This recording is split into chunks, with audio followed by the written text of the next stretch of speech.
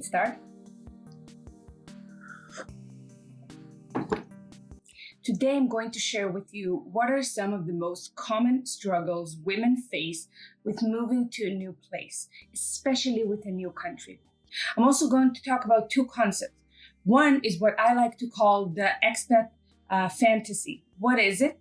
And then I'm going to explain what happens when we have expat depression. Later, I'm also going to give you some useful tips and ways to make the transition a little bit easier and to handle it a little bit better. So without me rambling on, let's talk about it.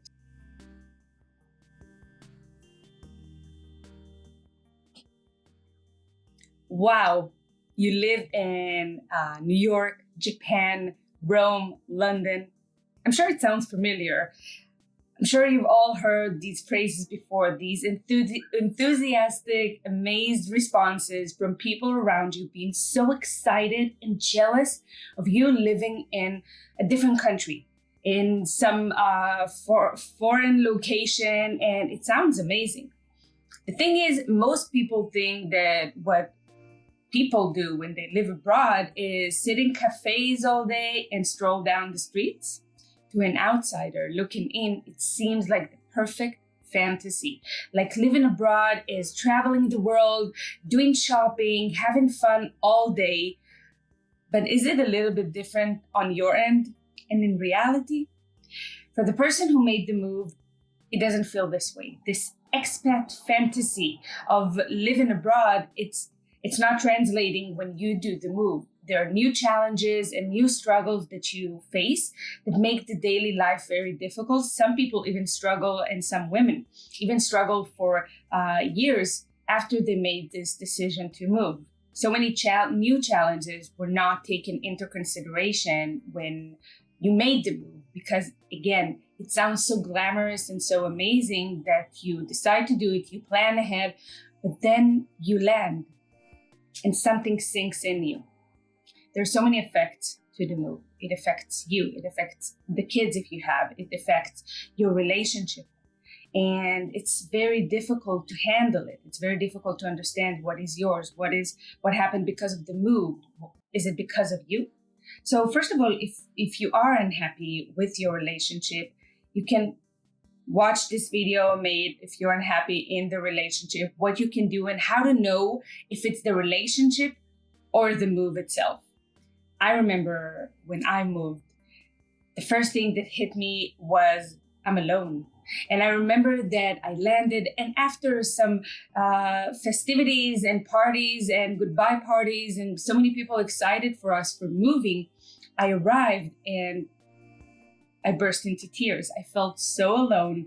I felt like I am in a foreign country, and Rome didn't seem so glamorous and so amazing, and it didn't have that scent of touristic fun and adventure that it used to have. This feeling of being alone, and compared to just a few hours before or a few days before where I had festivities and people so excited for me for moving, it created a huge gap. Mainly, it was a mental gap. I felt a little bit depressed. So at the time, I didn't understand it, but what I was suffering from actually has a term, and it's expat depression. This depression is very similar to the clinical depression we all know, and it's characterized by some of the most common symptoms that clinical depression has, like loss of appetite, loss of interest, feeling tired, losing weight. And the main thing is that you lose your motivation. The dominant characteristic is this huge burden and sadness, this feeling that something heavy is weighing on you.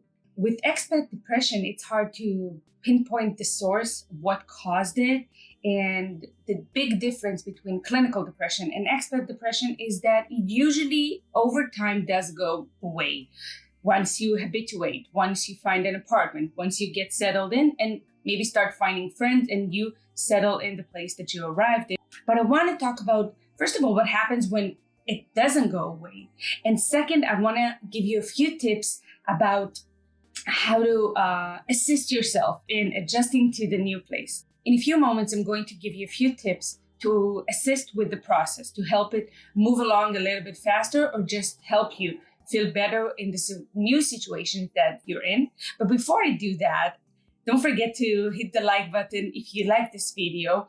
And please share down in the comments below if you have any kind of tips before I even talk about it, about how you handled this new, very difficult situation. What helped you adjust, assist, and kind of help this depression diminish. I do want to stress out that the expat experience is an amazing thing. It's a great gift you can give yourself. You're living abroad, getting to know new cultures, new locations.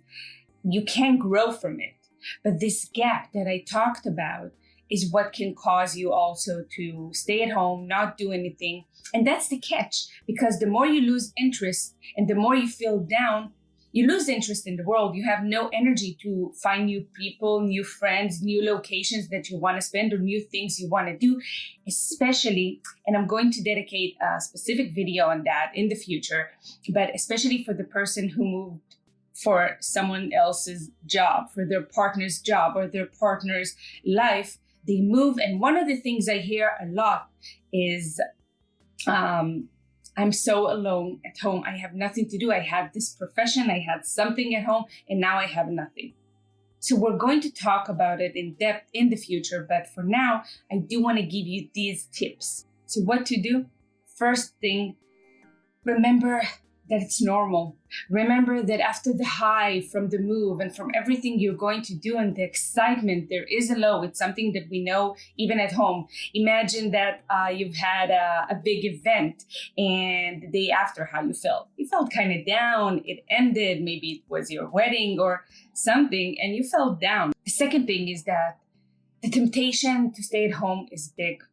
It's so depressing. It's so sad. You feel so alone. You feel probably insecure with yourself, with this location that you're in, that it's hard to put yourself out there. But I am stressing, go outside, find a new cafe, even in this pandemic state that we're in, find a new place, walk around.